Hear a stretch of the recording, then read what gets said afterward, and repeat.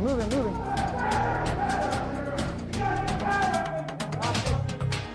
Brooks, cuffing.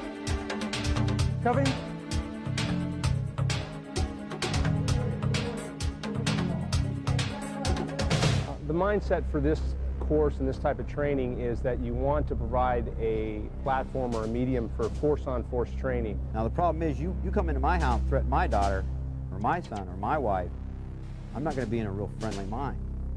I'm going to hunt you down and blow you away, period. I'm going to come in here going, where are you? Whether I'm using a handgun, shotgun, or whatever, I'm going to come and get you.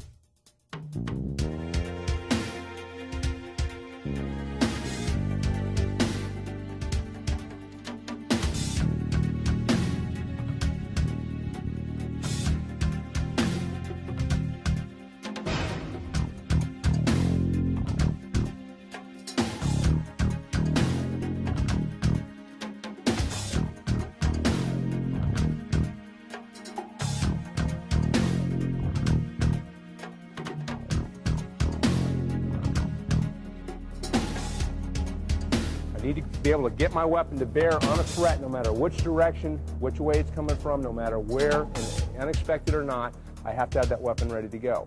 Across.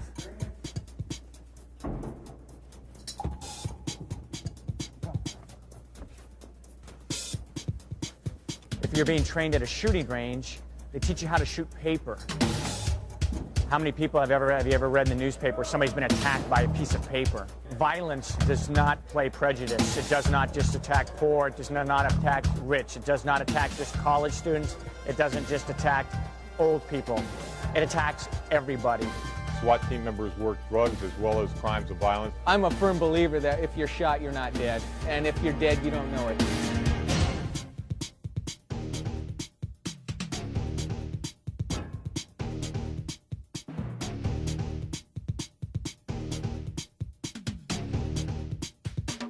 This training is unique in that it provides a force-on-force type concept. You have an actual adversary to work against, as opposed to just making the motions and pretending to be involved in a firefight. The Glock Model 21. It's a semi-automatic handgun, very rugged, finding wide popularity with law enforcement.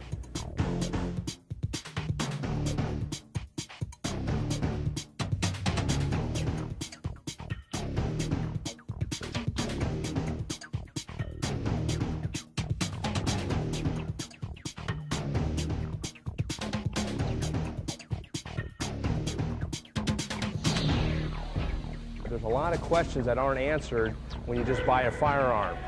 And there's a lot of questions in people's mind. What would I do, or how do I do this? Do I want to be standing here, or do I want to turn on a light, or what do I want to do? This type of training provides that platform and helps you answer those questions in a realistic way.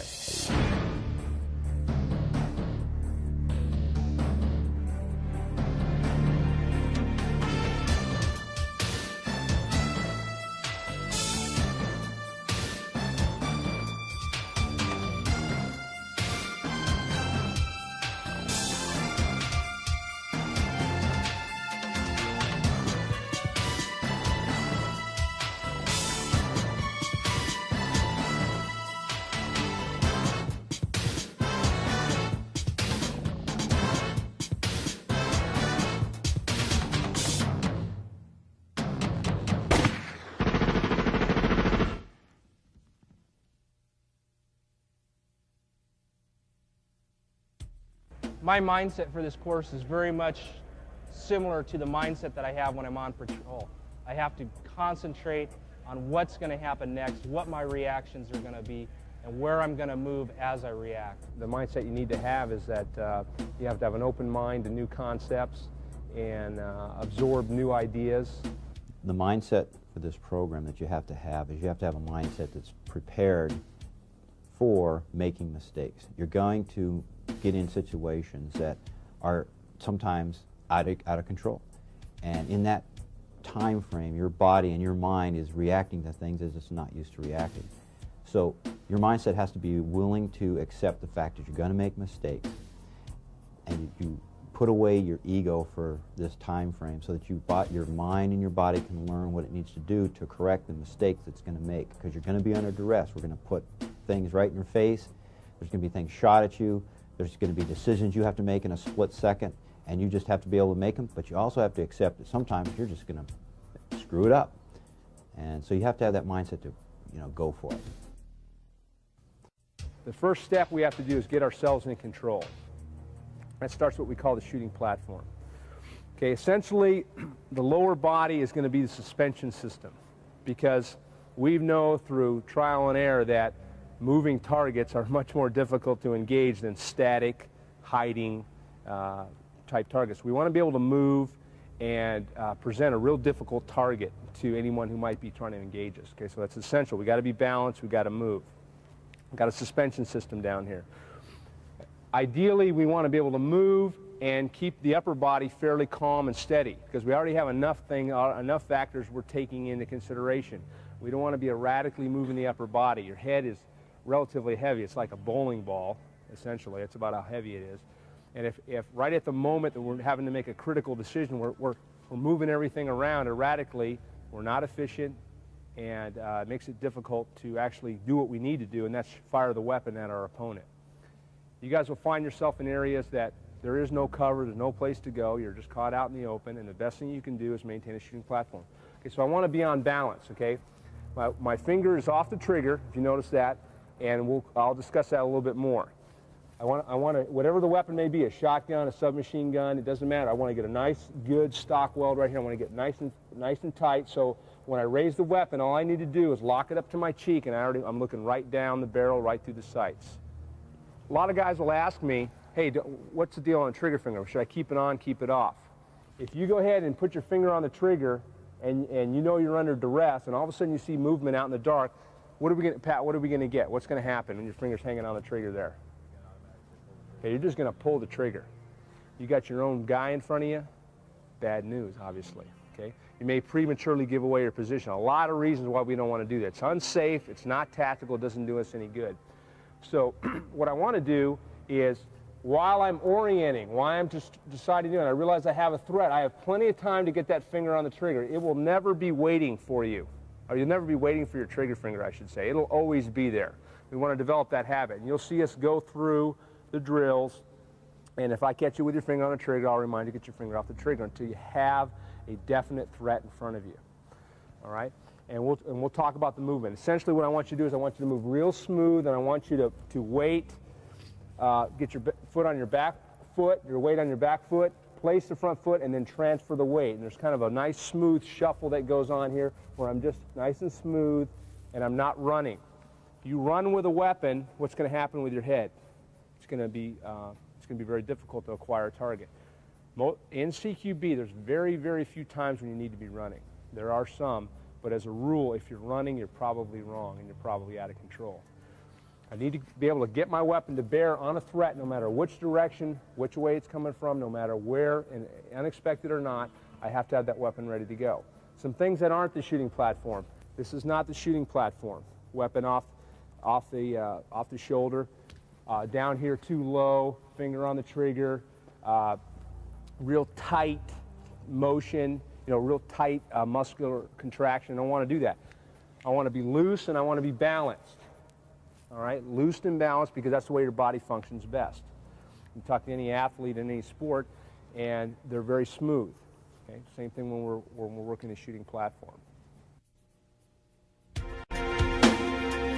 Reflexive fire drill is designed to give the participant or the trainee the first exposure to force-on-force training. We work on the way he moves, we work on the way he handles his weapon, the decisions he makes, whether it's a shoot or a no-shoot decision. Our term here is economy of motion. We want to create a individual that can handle himself first. There's no way you can put together a team or even partners if you as an individual cannot control yourself. So that reflexive fire drill is designed to help you give some of the basic building blocks to some of the other drills. We use the paint gun primarily to push the force-on-force engagement. We have found, we've tried a lot of different mediums. There's simunition rounds, we've done wax bullets, We've done blanks, we've done lasers, and we found that with the new technology in paint guns that we can simulate force-on-force training the best. You actually get to experience what a gunfight's going to be like. The shooter can typically fire 1,500 rounds as an individual in one day, and which is a lot of time behind the gun. You get the actual feeling of when a gun looks at you and a gun sends something and hits your body. You actually get that feedback that, wow, that's what happens when a real bullet comes out of a gun and hits me. The concepts can easily be translated over to live fire concepts. He's got a gun, I got a gun, and when I step out and I do it wrong, I'm going to get a paintball in the leg, I'm going to get it in the shoulder. If I want to go the wrong and I want to lead with my body first, he's going to take 3 or 4 shots into my body, and it hurts.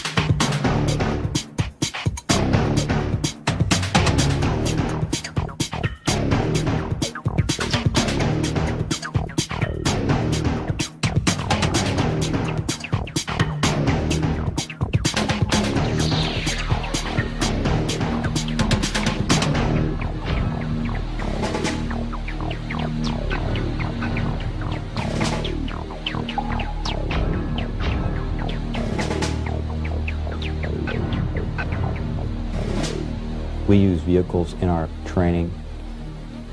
We use them exactly how they would be employed if you're a bad guy and if you're a good guy or a police officer. It's the only way to do it. Let's let him run down the road, let's stop him, let him bail out, and let's see what happens. That's the only way you can do it, because it's the same physical world that they deal with on a daily basis. So we use those vehicles exactly the way they use it and exactly the systems they use on the street.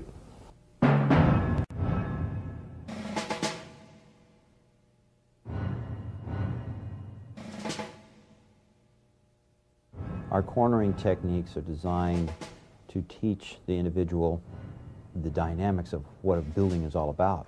Every building has all kinds of corners. Every room is full of corners. There are left-hand corners and there are right-handed corners. So we teach that in a building you're going to run into corners no matter where you go. And that is one of the basic building blocks to the movement through a building. If you can't take the corners correctly, then all your tactics are going to go right out the window. The individual that can control the corners and understand the physics, the geometry, and the dynamics, as well as the timing on the corners, is normally going to win the engagement. You have to be able to take those corners. You have to be able to take them strong side. You have to take them weak side. If you don't, you're exposing half of your body to the threat. In other words, if I'm a right-handed person and I come to a corner and I have my weapon in my right-handed side and I've got to go around to the left, that means my body is going to come out first. Now what happens is if there's a person on the other end with a gun, he's going to see a shoulder, he's going to see a chest, he's going to see all these things before I get a gun out there to challenge him. So what I've done is I've basically given away a part of my body. If you're going to handle firearms professionally, you need to know when to go left-handed and when to go right-handed and have no qualms at all about it. Let me give you an example. For me, I'm a right-hander. I'm attempting to come around this corner on this side. It's quite obvious which way I need to go. What typically happens is you realize the threat is on the other side, or is often an angle off to my left side, which happens to be my weak side, and a unconfident shooter or an unskilled shooter is going to do the obvious, and that is kind of stop his or her body here and try to lean out and attempt to shoot from there. We're losing the shooting platform, and more importantly, Joe, what are we doing? Okay, we're exposing large parts of our body. by using the proper cornering techniques, I'm only giving him an eyeball and a gun as I come around that corner, just in percentages. And everything we do is based on percentages. All we're trying to do in these gunfights or these situations where a gunfight might occur is increase the odds of winning the gunfight. And one of those ways is to corner correctly, because every building is full of corners.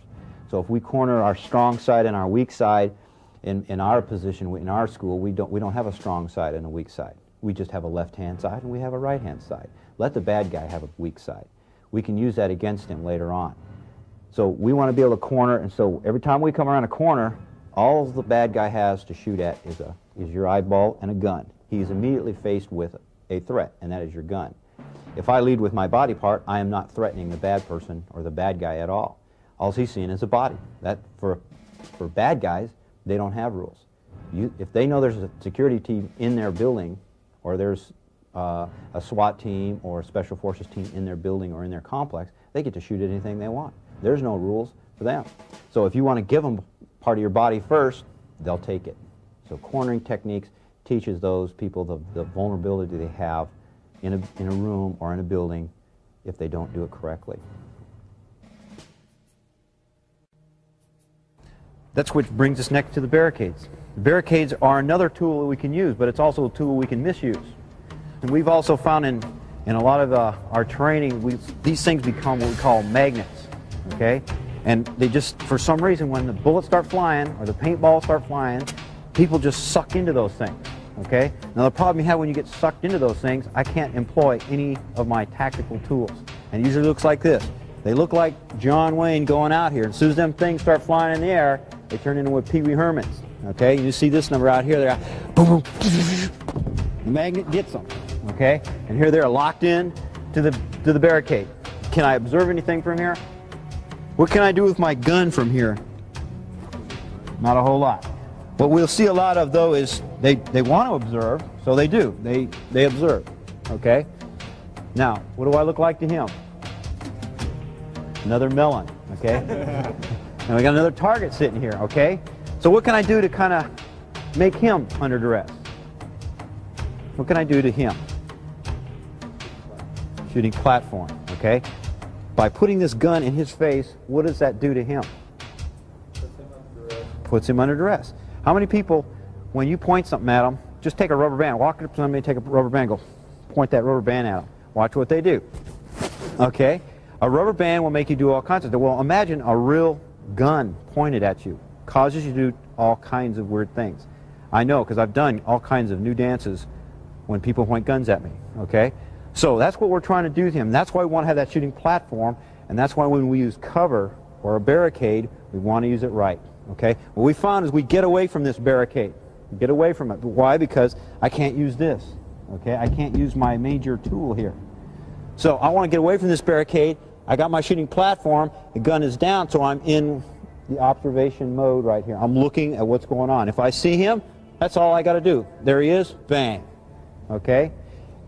As I change, I can change positions. No matter what I do here, I've got a lot of different options. Okay? I can change. My shooting platform stays the same.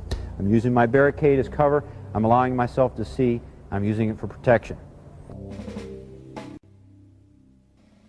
We also have members of the highway patrol that come through our course. I was engaged in a close quarters battle, a gunfight, handgun to handgun.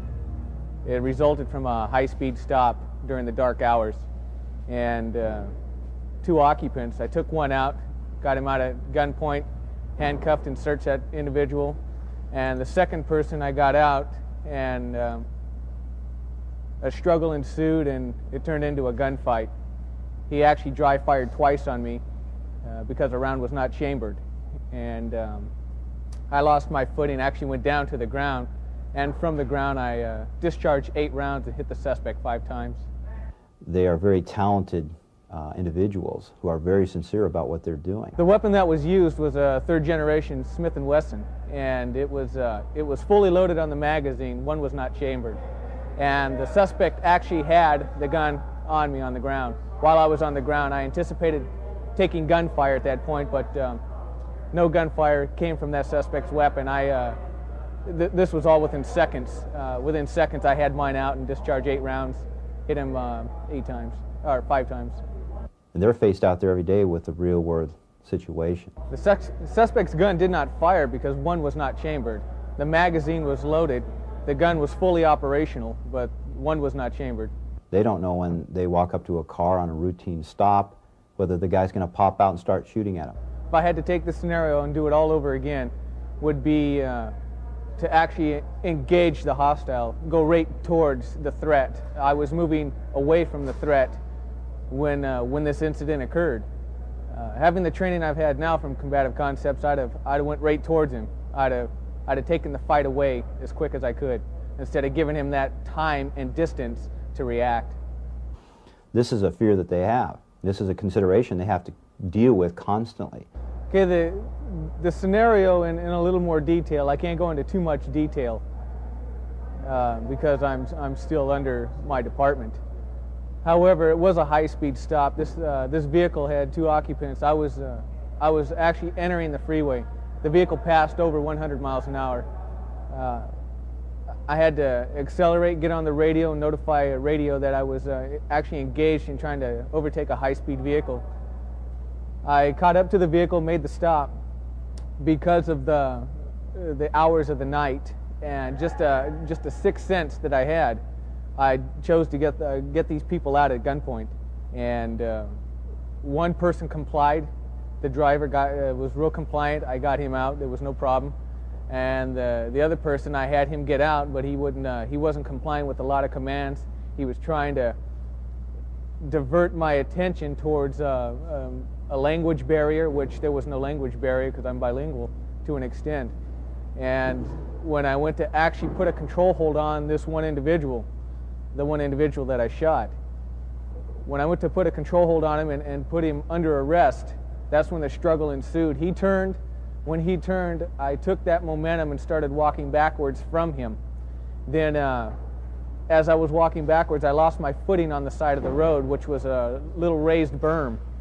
And on the raised berm is where I went down. As I went down, he had the 9mm in my face. He was actually, I don't know, 4 feet from me while I was on the ground, standing over me, clicking it twice.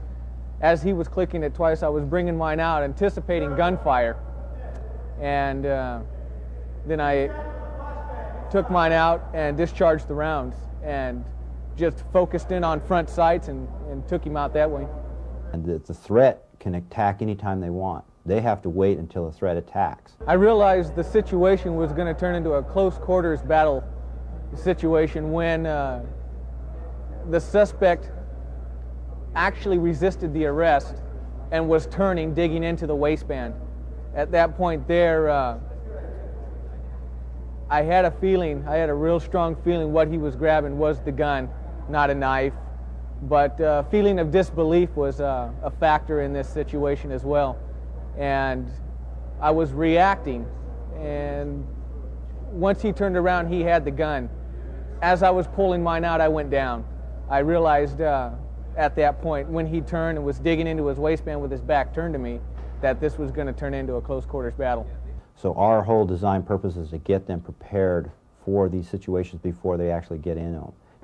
What went through my mind when I was actually staring at the 9mm, which was pretty much in my direction, in my face, I anticipated taking the rounds. I'm a firm believer that if you're shot, you're not dead, and if you're dead, you don't know it. And I was just going to take the rounds and return fire. I had to slow my thinking down and concentrate under duress and just engage the hostile. That was going to be my goal to get out of the situation. I had a feeling that, hey, I'm going to win this situation. I don't care if I win by 1 second. I'm coming out of it.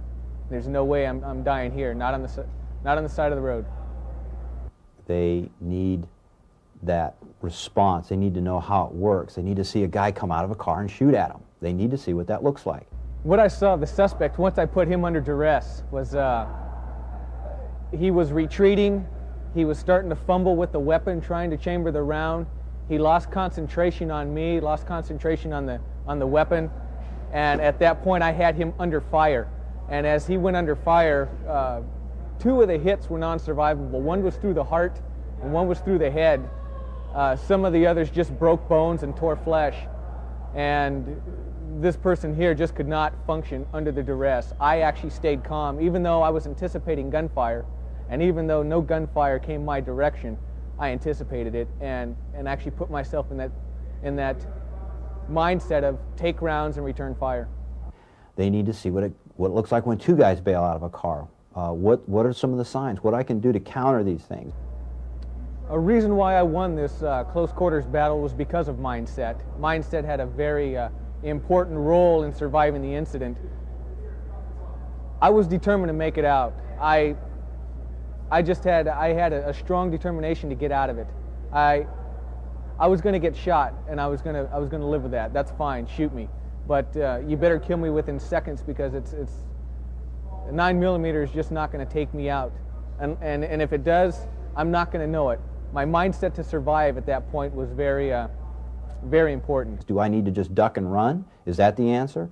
No. What is the answer? I'm not Superman. However, my mindset is to survive anything I encounter, and my mindset is to take care of anything I encounter. And so we put them in that situation so they can find the answer for themselves, what works best for you. Yes, the assailant, he's dead. Like I said, 2 non-survivable hits, and he was dead. Matter of fact, my last shot, when he went down, he dropped like a sheet off a clothesline. I knew he was dead at that point. I knew he was dead.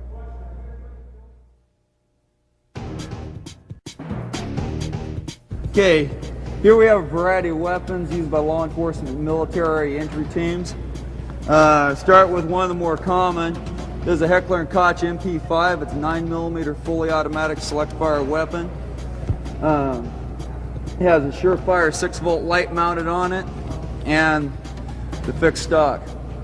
Here's a Mossberg Model 500 with the stock removed for close-in entry work. This is a Benelli M1 Super 90 with Surefire tactical light. Also one of the better shotguns out there for entry work. This is the Colt SMG. It's a 9mm submachine gun. It's Colt's current competition to the H&K MP5, and it's seeing favor with a lot of law enforcement agencies. This is the new military M4 carbine. It's a modern version of the CAR-15 from the Vietnam era. It has a 14.5-inch barrel. There's been a recess machined into the barrel, so an M203 grenade launcher can be mounted on the bottom of it, and it's roughly even with the end of the flash suppressor. This is a Glock Model 21. It's a semi-automatic handgun, very rugged, finding wide popularity with law enforcement. This is Benelli M3 Super 90. It's very similar to the M1, except for the fact that it also can be converted into a pump operation shotgun for use with breaching loads and other loads that may not cycle a semi-automatic action. Here we have a Ruger Mini 14 with a folding stock. It's similar to an AR-15. It's a 5.56mm semi-automatic rifle. Here we have a Remington Model 700 tactical rifle. This rifle is a typical weapon used by the military and police small units. The rifle has a heavy barrel chambered in 7.62mm with inertial optics and a Harris bipod. Snipers are typically employed in a close-quarter battle situation in direct support of the assault element. Snipers are an interesting breed. Although they operate independently, they must have an acute awareness of the complete tactical situation as it unfolds. Snipers must have supreme confidence in their ability to make critical shots in high-stress conditions. This confidence only comes from constant training that molds the shooter with his environment and equipment. Okay, let's slide, guys. Here we go. Here we go.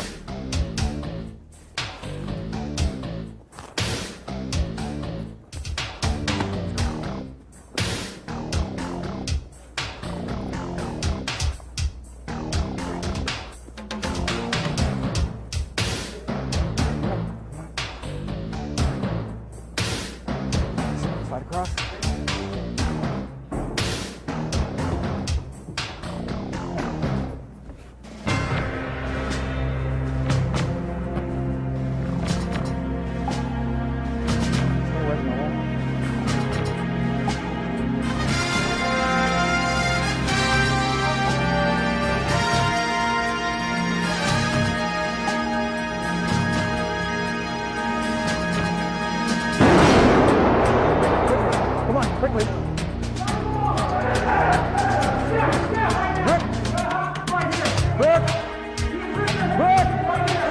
Cuff him! Cuff him!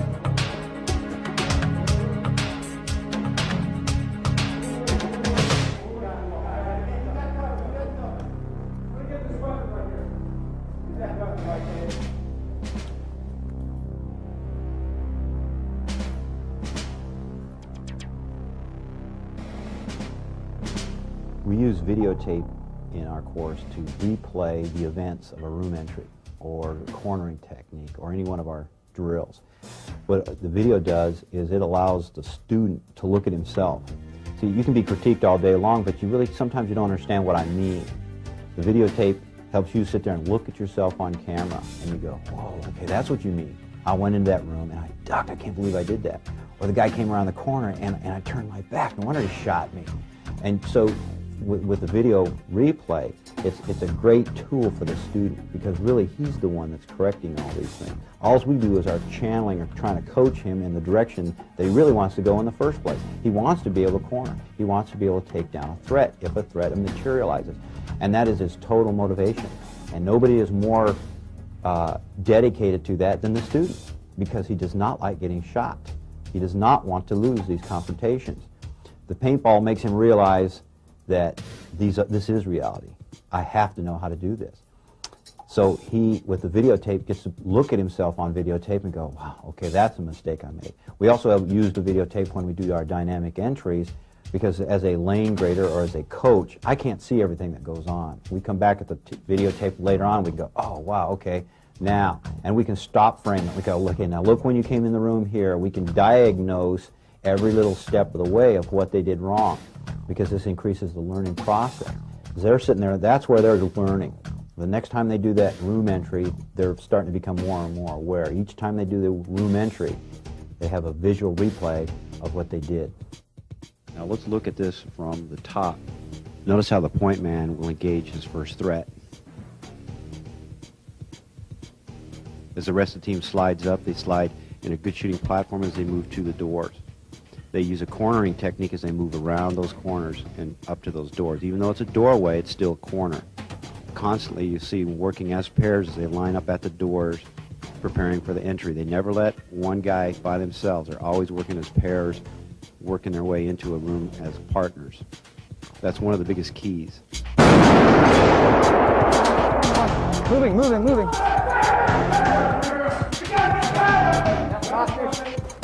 Brooks, cuffing. Cuffing.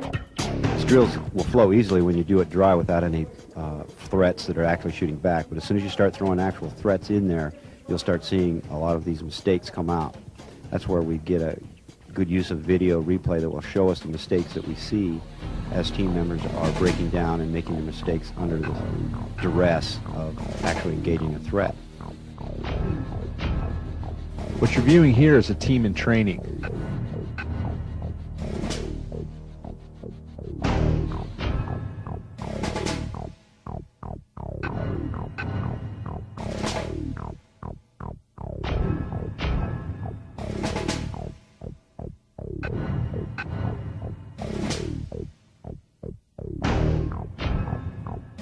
What you want to notice is their non-cohesiveness, their inability to keep the shooting platform as they're moving against threats, and just basically how they're responding to threats.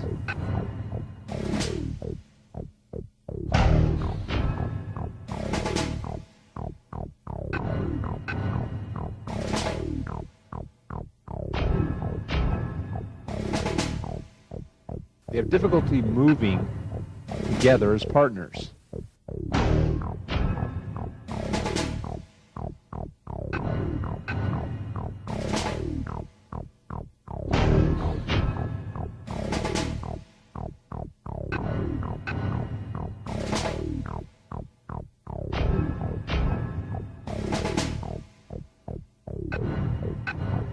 Their body language indicates a victim mentality versus what we call maintaining a hunter mentality. There is no fluidity in this team. What this team lacks is team leadership.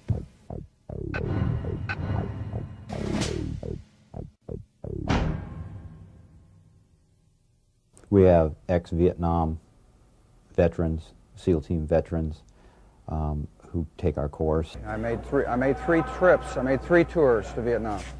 2 of the trips that I made to Vietnam were I was deployed, and 1 was a voluntary mission. We're very fortunate that we have people who are ex-veterans of actual combat with combat experience. This is very, very useful to us because we really value their feedback. They've been there. The Vietnam veteran especially is basically the one who created the SEAL Team mystique. It's exciting, the excitement. You're trained to do a certain thing when you're in the teams, and you want to prove to yourself and to your teammates and everyone that you are what you say you are. All the things that SEAL Team does is based off those Vietnam days. The training was pretty intense then.